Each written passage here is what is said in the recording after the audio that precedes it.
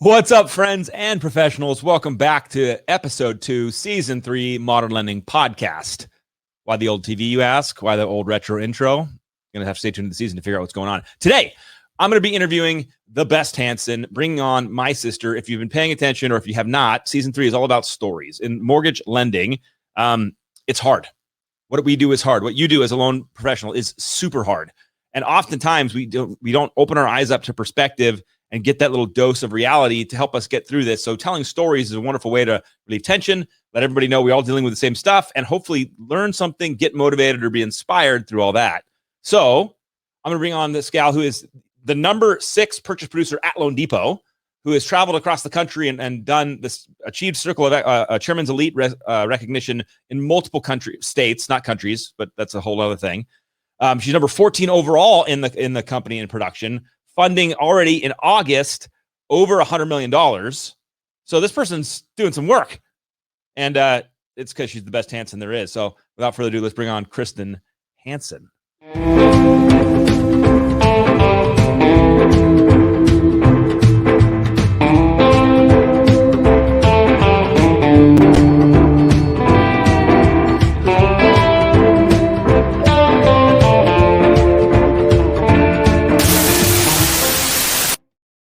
All right, Kristin, welcome to the show. Hey. I'm actually a little intro. Yeah, thank you. I'm actually a little afraid of what stories are going to be coming out of this conversation. Oh, all the good ones. We're going to just go for it. So, and by the way, if people are jumping in and watching live, thank you. Welcome to hang out with us. Ask questions. Feel free to engage, be part of this experience. And if you're watching in the future, just make some comments, let us know. But so, Kristin, we're doing stories. And as you know, we come from a family of storytellers, and it just is part of our life. But you've also done some amazing things in business that are story worthy, and that I'm really impressed by. I mean, our whole family's impressed by it. And so before we go and tell stories about how great I was as a brother and all the amazing things I did, we got to start with the first story for every mortgage professional out there, which is, why the heck did you get into the mortgage industry? Like, you have so much talent. You could have done anything. I tried so hard to not do it. I was in grad school getting my master's in marriage family therapy. And then the guy I was dating, who's now my husband, decided he wanted to be a sports broadcaster. And his first job was in Abilene, Texas. And so we moved there, and we were both working 2 jobs. And then What were you working? What was your job? What? Zales in the Mall of Abilene. And then also as like a runner at a title company. Yep. And he was working at Starbucks and as like a 3rd string reporter covering high school football. Super good. So we were there for a year, and then he got a job in Bakersfield, and I had dropped out of getting my master's because it's state specific, and I figured that me and my future husband were going to be moving a lot for his job to different states. So, it kind of just fizzled out. And when we moved to Bakersfield, I honestly, the only reason I started in the mortgage industry is because I hated job interviews. I was so afraid to go to an interview because it's like, well, what'd you do in school? Studied psychology. Like, where does that, like, what, and I didn't have my master's. So I called Dad, and I was like, I don't know what to do. I need to find a job. And he's like, there's a branch there. Just go and we'll get you a job. And I was like, okay, sounds good. I don't have to do an interview. I'll just get hired. That's it. Sucked in. Right like that. And now, X number of years later, how many years later is this? That was in 2013, end of 2013. And so from Bakersfield to Florida to $100 million producer, no big deal. There was a stop in between. We were in Texas, back in Texas after Bakersfield. So why did you stay in the mortgage industry? It turned out that... Well, honestly, I mean, when we moved to Texas, because there was a branch there, it was like, I'll just keep doing this. I didn't, and I had a little bit of a resume, which you helped me with when I went to San Antonio. But that was the only thing I had experience in was, and I'd been licensed. I had gotten licensed in California. And so I just was like, all right, I guess they have to hire me because I'm already hired, with the company. So they have to let me work there at their branch that, in Texas. So, so I just was like, I guess we'll just keep doing this. So Ashley's like, I feel you on the interviews. What other the interviews makes you nervous? What's the problem here? You're beautiful, you're talented. What's the issue? Well, you're my brother, so you have to say that. But other people that I interview with don't. There's always been a huge fear of rejection, and you face that a lot in the mortgage industry, which is like crazy that I'm even doing this. But I don't like it. It's uncomfortable. I don't want somebody to tell me you weren't good enough or no, thanks for coming in. But I don't know. I was so afraid of not getting the job. So the reason I asked that question is because it's connected, right? This fear of insecurity, this fear of rejection, it's all connected. And you even mentioned it in mortgage that there's so many mortgage professionals that I know that have the exact same issue, fear thing in their life. So many, all of us crazy mortgage people have this like fear of rejection. So how do you deal with it? How do you manage it? Because you can't do $100 million and if fear of rejection is stopping you from, you would never reach that level of success. So how are you dealing with it?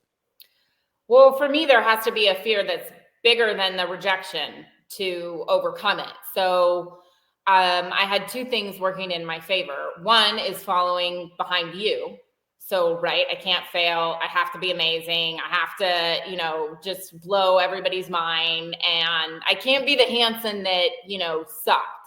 So there's that pressure that I put on myself to not let down the family name in the business. And then, also paying bills. So when I moved to San Antonio, I was loan officer, and it was like I had to go hit up realtors and do all that stuff. And I didn't have a choice because I had zero business. I had nothing. So I had to go to all the chili cook-offs and all the Halloween, whatever, and I had to introduce myself and get my name out there and make relationships because I made no money. My commission was $0. So that the fear of those two things were like, well, like if you get rejected, you get rejected, but you don't have, the other options are worse. Interesting. Well, as we talk about this kind of stuff, how did you start over in 3 different markets? How did you go from Bakersfield to Texas to Florida and figure out how to maintain winning Chairman's Elite and now breaking through 100 million by August? How did you deal with all that? How did you do it? I think a lot of it was luck, although I think my manager / partner / boss would say that it's not luck, but I got put in some pretty good positions. In Bakersfield, I was, a production assistant. And then when I got licensed, I was allowed to go out on my own. And I don't know how I did. I showed up, I had, lunch and learns, I did all that stuff. And then in Texas, I had moved there. I wasn't really doing much. And then we had it wasn't quite a joint venture then, but we had a builder relationship, and they were like, hey, you're not making any money. You are like the low man on the totem pole. Go sit at this builder because everybody else is bringing in money and you're not doing anything. So I was like, okay. Well, hold on a second. You're framing it up from a lens that's being humble. Most of the opportunities I've seen you get as somebody who's followed your career come because you work your ass off. Right. Well, so when they presented this builder opportunity, I said to the hiring manager that was going to, train me and stuff, I was like, hey, I'll work hard. I'll show up and I'll do the work, but I have no idea what I'm doing. like, and I don't want to screw it up, and I don't want to like lose this account for everybody that's been doing it. Like, I was so scared. And she said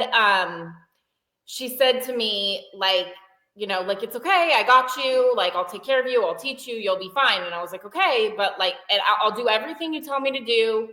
And what I would do, and my battery's running low. So let me.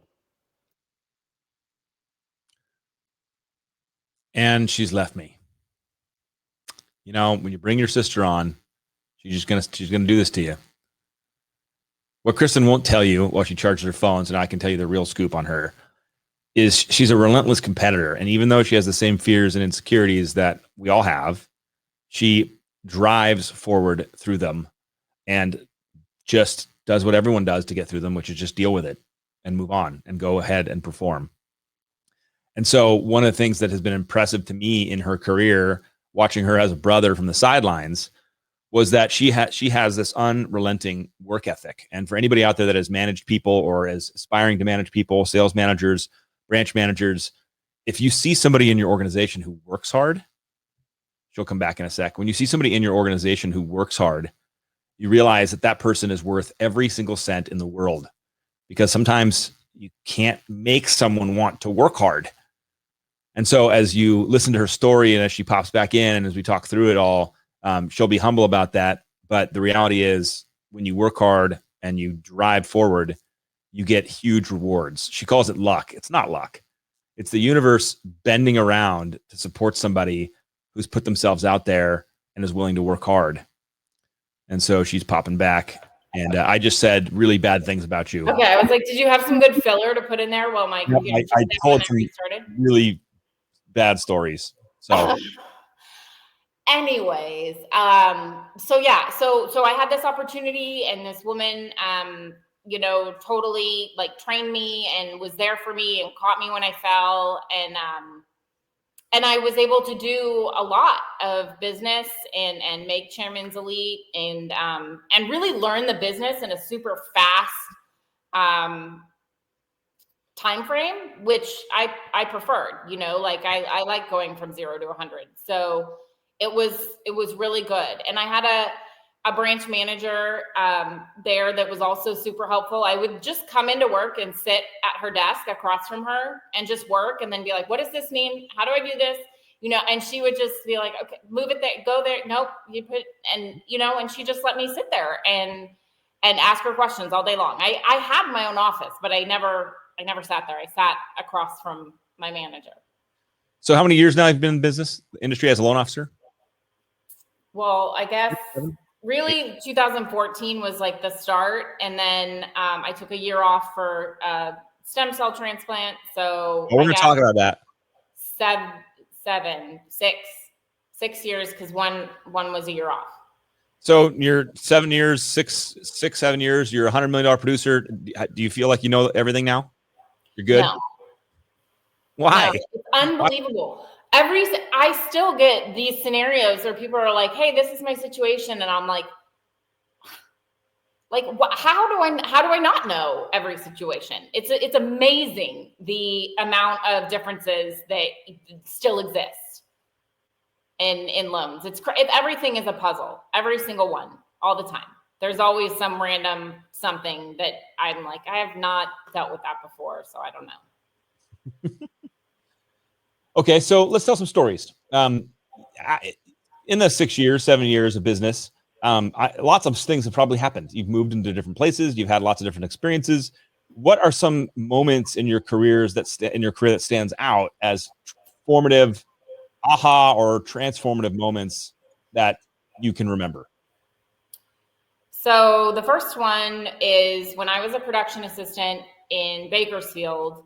The woman that I was working under was tough to deal with, and very sporadic and kind of, she was kind of out of control, and I felt very afraid sometimes to come to work because it was like walking on eggshells. Yep. And whether I got a bonus or not depended on if she decided to work that month or not, and it was really awful. And so one day I just, she had lost her, gotten upset about something and threw some papers at me and, stuff that's like not okay. Okay. And I packed up my desk and I put everything in my car without anyone seeing me. And I told the branch manager that I was leaving. And she said, well, why don't you go out on your own? And, or she said, let's go to lunch. And so we went to lunch and we were sitting there and I said, I've told you that I'm having trouble with this loan officer. I think that she's, problematic and I won't do it anymore. Yep. And she said, well, why don't you go out on your own? And I was like, okay, I will. Because if I were to get one loan, I think I was making $12.50 an hour working for this lady and getting like yelled at constantly. And it was like, if I just did one loan, I would make more than I was making and I wouldn't have to deal with her. So I said, okay. And it was interesting because while we were at lunch, this lady behind me turned around and handed me her card and she said, you call me when you're ready. And it was a realtor. Yeah. Like so coincidental, but she heard me talking and my determination to be well and be successful. And so, I felt like that was kind of like a sign. Yes. And so we went back and then, and I ended up making, 6 figures as my first year as a loan officer. Why? People, and you just said that so easily, but like, what do you attribute that to? I had just gotten diagnosed with MS in the end of 2013. And I went through a really rough patch of like depression and just trying to come to like acceptance with the fact that I had whatever this was. And I was, in a new city, new job, all that stuff. And I went to, a sales mastery event that Todd Duncan hosts. I went with you and Dad was there and I heard Hal Elrod.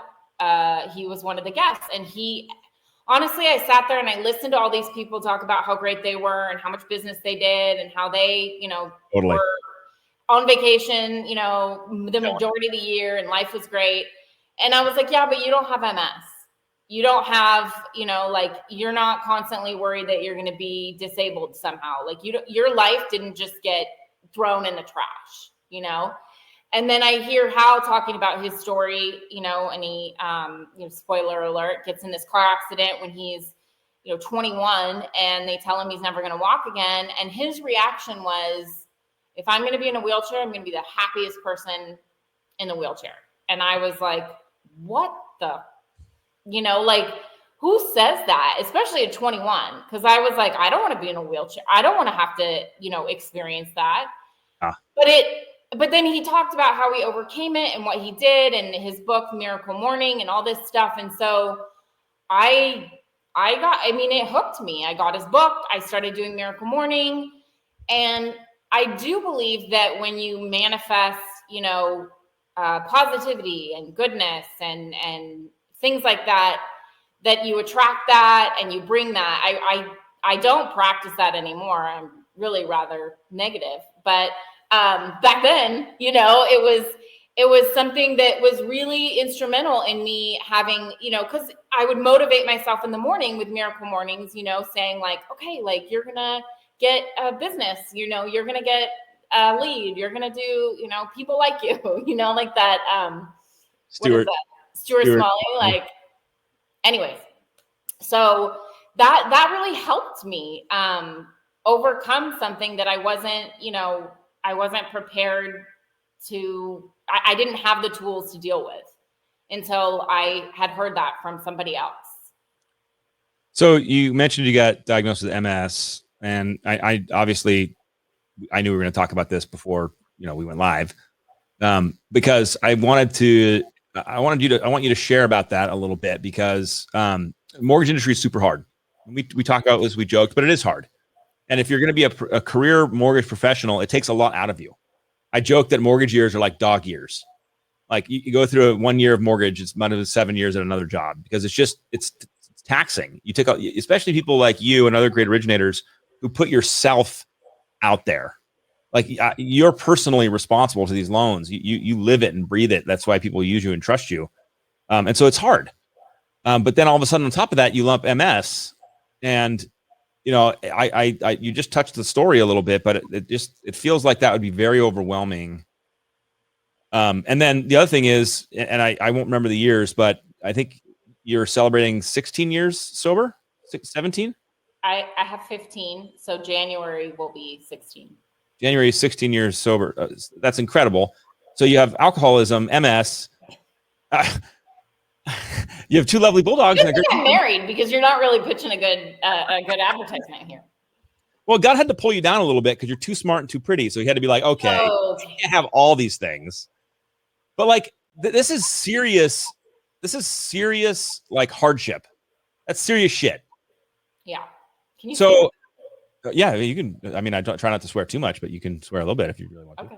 So, but like, how do you deal with? How have you dealt with this, and still crushed records, top 1% originator? How are you balancing this whole thing? I do have a mortgage coach. And I think that helps me because when I freak out or I say, oh my God, I messed this up, or, oh, I didn't get the response I thought I would get, she helps me normalize it, like that's what happens. That's okay. Or she'll say like, this is the boundary that you need to set. Because every time I move to a new market, I have to like start that hustle over, and then I'm breaking my back and I'm working 7 days a week and I'm answering every phone call and I have no life because I have no friends because I just moved again, Yeah. So it's like, I might as well just work. The sort of extra work that I would be doing does help to distract me from, my MS or whatever's going on. I don't have to think about the fact that I have MS if I'm constantly like juggling a million loans. But I think it just, I think I just found like a groove at some point. And I think this only comes with time and to where I can say like, I don't work, like I'm off. So I'm not going to answer the phone. Or I'm not going to reply to the email.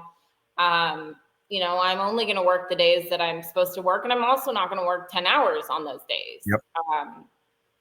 So learning to say no it's still hard, but that's, having a coach for me was something that, helped me hold myself accountable.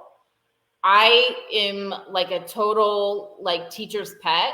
So when you have a coach that says, okay, here's the things that you need to do today. Like you have to make 5 cold calls or you have to call your database. Like I don't want to call her in a week and be like, I didn't do it, like I can't be that person. So it helps me personally to have somebody that I'm supposed to be accountable to help me set my goals and do the things, and because she's been in this industry for a long time, she's had all the experiences that I come up against. So she can say, this is what I did, or this is what you should do, oh yeah, this happened to me. And then I'm like, okay, I trust her advice, I guess. And can I say who it is? Yeah, of course you can. Hope Borman. Hi. Yeah, shout out to Hope. She's awesome. Yeah, let's give Hope love. Yeah, well, and it's not just mortgage. I mean, I share my personal life with her too. So when I struggle with things, she like part of my goals aren't just like work related. It's like, okay, so you wanted to do this for like self-care, or you want to do this because, and that's important because I do really well with structure, but I can't implement the structure myself. I'm not good with that. If I'm left to my own devices, I'm out of control. Well, I want to unpack something on a thing you blew over, which I think some loan officers out there struggle with and would really appreciate hearing your insight on, which is the boundaries you've set up to manage your business. So you mentioned today's a day off. On your day offs, you don't work. You don't return emails. You're not holding to your phone. So some loan officer out there is like, no way, can't be true, because a lot of loan officers are reactive. Meaning, if somebody's calling me for a pre-qual right now, it's like I'll drop everything. My kid pushed me in the pool and go take the pre-qual. Right. So how have you? What was your moment share the story of your process coming to this, like, no, I'm going to set these boundaries. What led you there, and what's been the result of it? Well, to be honest, it was once I got to a point where I was doing a good amount of business, my referral partners were, solid, and they trusted me and I trusted them. What's a good amount of business to you? Huh? What's a good amount of business? What does that mean to you? What was that? Like, top producer kind of thing. Okay. Yeah. Chairman's so, once I felt established in the new market that I was in, whether it was Bakersfield, Texas, or Florida, then I'm like, okay, now I worked really, really hard to get to this point, and I did take those phone calls and I did those pre-calls, and I ignored my husband, and I was on the phone on vacation, and and then I worked. Yeah, definitely. And I burned out like crazy. And so then once I got to the point where I felt like the business was coming pretty steady, I was like, okay, now I'm going to set the boundaries, because my referral partners know that I'm going to get to them as soon as possible. I'm going to close their, so I will say, I wish it was something that I could have just started and did from the beginning, but it wasn't. I had to. For me, I felt like I had to work and answer the phone all the time. And then I said, with the help of a coach, was like, okay, no, you don't. Like, you just don't. And I'm not perfect at it. Like, sometimes somebody will send me a thing and I'll see it on my phone and be like, but it's definitely a lot better than it was. And I do say on my voicemail, like, hey, my days off are this, and I work this, from this time to this time. If you call me after this time, you'll hear from me the next day or whatever, I think that's an exceptionally mature structure in your business that a lot of loan officers aren't really willing to take on. But I want them to hear from your perspective. Is it okay? Can they have a life, or, are they just going to get dragged through the mud forever? No, and I look at like my manager here in Florida. He's amazing, and he is like one of the smartest people I've ever met. And he does his job and he works. He puts in the hours, but then he also like spends time with his family, and he takes the days off, and he does stuff. And so I see that it's like, okay, he does it, and he still gets referrals and still is a top producer. And is there a dog coming? Is Dudley coming? Yeah. And he does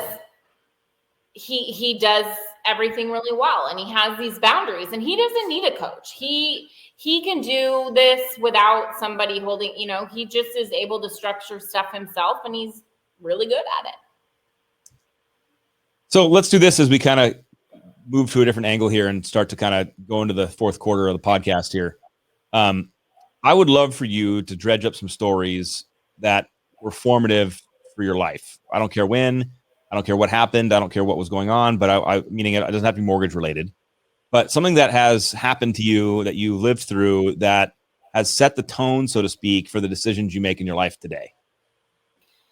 Okay. So one of the things with MS that, in 2017, I did a stem cell transplant. Hold on. I want Dudley to come on the show very badly. So sorry, Dudley's out of control. So one of the treatments for MS was to do the stem cell transplant, and it's not FDA approved, and it's kind of like experimental, even though they've been doing it forever. So I don't know why they won't let people with MS have it.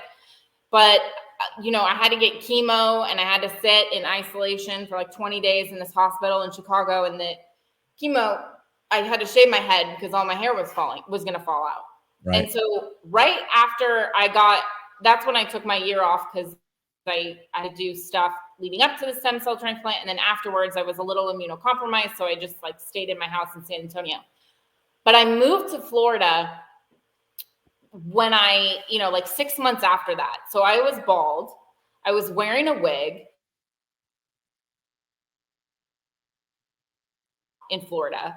And I was so uncomfortable because now I have to go meet people and I'm wondering if they can tell I'm wearing a wig. And then do I have to tell them, oh, I had a transfer wig, you know, like going through all that and facing the rejection, right? Like my biggest fear. It's even worse.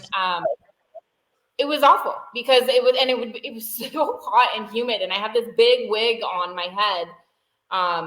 And, you know, and it would like itch and it was not good, and I was so uncomfortable, but I had, so much support. I had my coach, my branch manager, Steven Syrup. If you know him, he is the nicest man in the world. And he took me under his wing. I also would sit at his desk every day and be like, what is a jumbo loan? Like, how do you know, like, what do I do with this? And so patient and just, you know, he just helped me through everything. But it was like, okay, like, this is my story, right? I'm wearing a wig. I'm recovering from this crazy treatment.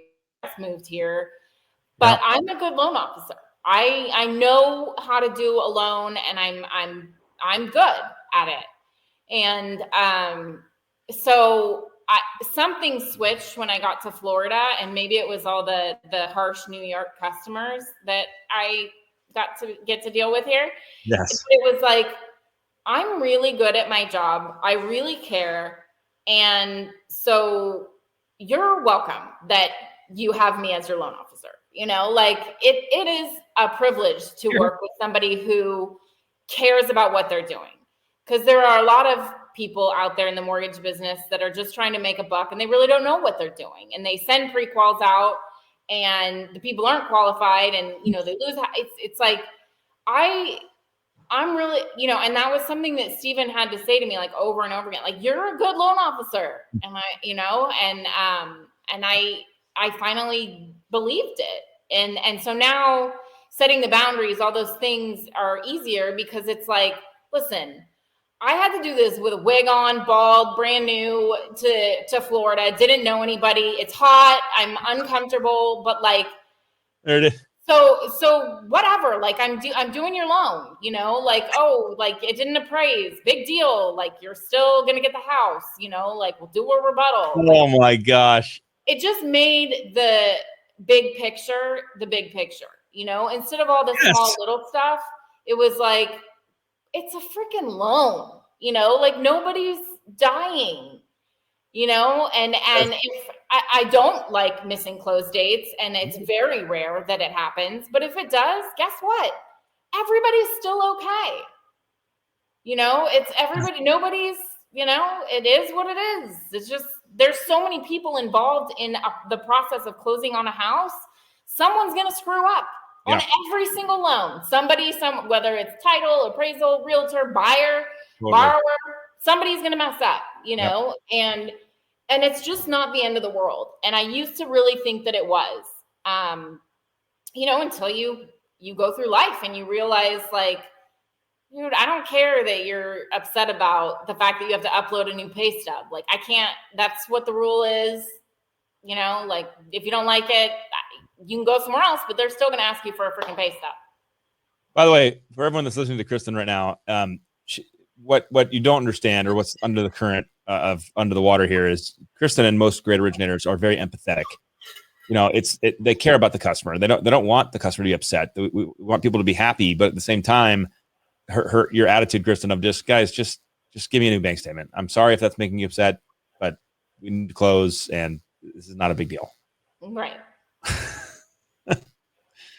Well, I don't know how you top the story of wearing a wig in a new place and walking around bald, sweating, and trying to get realtors to talk to you. I'm laughing on the inside because I'm sitting here picturing some loan officer who's like, this is so hard to do loans. And I'm like, you have rates in the 3s and 2s. Shut up. You're not bald and you didn't have chemo and your hair didn't fall out. And I'm pretty sure you can handle it. Right. Somehow Kristin did it and did 100 million already this year. I think you can do it. Well, yeah. I mean, I know it takes what it takes. Well, come on, give me another one. That was a pretty good story. What else do you got? What else that has? Okay, so that's mortgage related. I really want to say like, I've had one of the things that benefited me the most out of anything is always finding a mentor. Oh, So I like in that's good. Bakersfield, I had like the best lady ever. Christy, I would go into she would hand me a file and be like, here's a loan for you to do. I'm going to take half the basis points. You're going to take half the basis points. Yep. Go.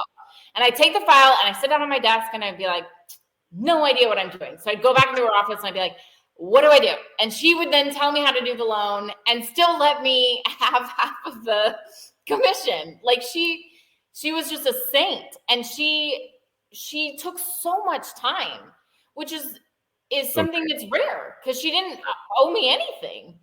And then the same thing happened in Texas. The manager for the builder account, I must have blown up her phone on a constant basis, just being like, what's that? And she was like, and teaching me stuff. And then, now with Steven, he's my partner. So yes, I've done 100 million, but I've done that with Steven, and he's amazing and he knows everything. So he's somebody that it's like, is there ever anything new? And he's like, no, he's seen it all. He knows the answer. He knows how to do it. So that's nice to have him on speed dial. But having, I came from a place of like, I don't know, you've been here longer. Teach me, and then, and that was something that was instrumental in every part of my little career here. Every move, everything. I always reached out to somebody and said, tell me how you do what you do. I love that, Kristin, because I think there's a lot of great originators out there who are listening in and who really need to hear that.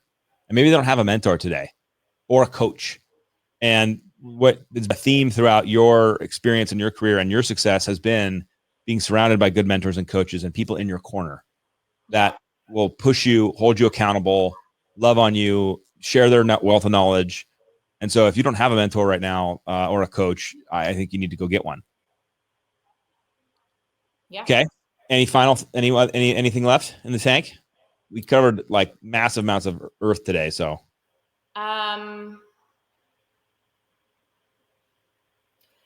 So one thing about hard work and not getting special treatment and all that kind of stuff. When I got diagnosed with MS, it was November 2013. I had been working for what used to be iMortgage for a month. And before I got hired, I said, my whole family is going to Hawaii on a trip. And, I just want to make sure I can take that vacation, before you hire me. And they said, oh yeah, no problem. Like I cleared it with my boss. And okay. And then that was in September. And then in November, I got diagnosed with MS, and we were supposed to go as a family in December. And my manager said, you haven't earned any vacation. You're not going.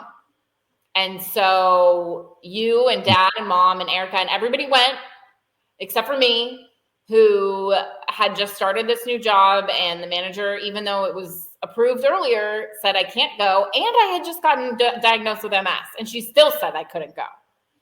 And it was like, okay, this is what real grown-up jobs are. Like you don't get to just say like, dad, hey, one of your branch managers is telling me I can't go to Hawaii after being at work for 3 days. And it was a wake-up call. And I was pissed. My gosh. And dad didn't do a damn thing. Oh. He was like, see you, aloha, and you guys all went. And I'm sitting there with this MS diagnosis in Bakersfield, at this new job. But it was like, in a way, I'm grateful for that experience, because it's like, this is, people hire you and expect you to do a good job. And if you're not, then that's not right. You should work 40 hours a week if that's what's expected of you, and I think a lot of times, because loan officers are self-employed, maybe they don't work 40 hours a week,